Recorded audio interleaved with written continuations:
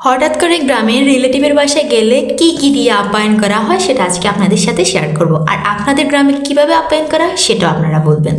তো এখানে প্রথমে আমাদেরকে দিয়েছিল পুলি পিঠা, সাথে ছিল কলা, আর সাথে এখানে ট্যাং ছিল, আপেল ছিল, তারপর ছিল মালটা ছিল, আরও টুকটাক সিম্পল কিছু দিয়ে আমরা প্রথমে নাস্তা করলাম। তো হুটহাট করলে যা হয় আর কি।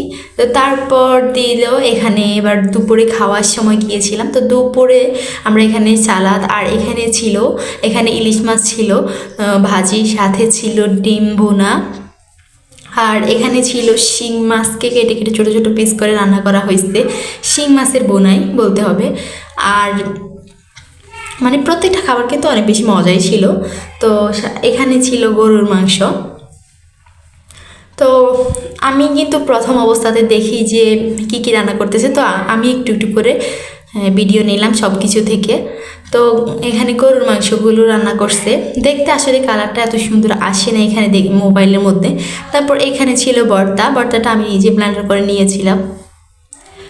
তো এটা ছিল হচ্ছে পটলের ভর্তা, আর সাথে ছিল সবজি, আর সাথে ছিল কলাই বা মাসকলাইর ডাল। আর এখানে এবার যাওয়ার সময় ছিল এখানে সেমাই, বিস্কিট, তারপর চা, মাল্টা, আঙ্গুর, এগুলো।